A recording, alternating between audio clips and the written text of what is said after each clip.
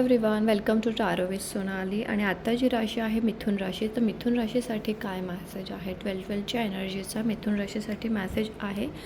Pentacle news येते आहे, पॉसिबिलिटीची news येते आहे, गुड न्यूज येते आहे, जी हातात येण्यासाठी ओपन राहण्याची गरज आहे. हँड्स रिसिविंगसाठी ओपन ठेवा. आर्म्स अँड हार्ट चक्र इज ओपन आणि ग्राउंडेड राहा. आणि कुठेतरी ट्रॅव्हल करण्याचा प्लॅन करत असाल तर नक्कीच प्लॅन करा.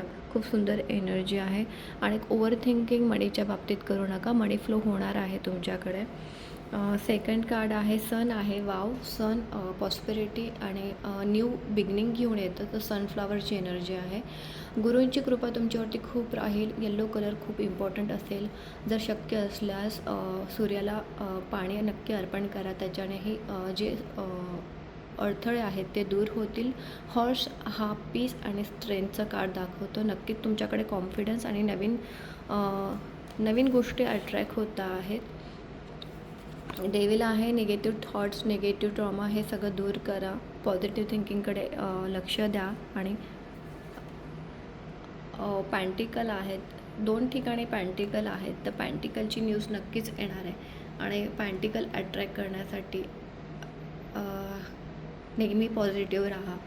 आणि नक्की नवीन ऑपॉर्च्युनिटी तुमच्याकडे येते. त्याच्यासाठी थोडेसे एफर्ट, इथे जो स्टक आहे हॉर्स किंवा मुवमेंट थोडीशी तुमच्याकडनं घेण्याची गरज आहे.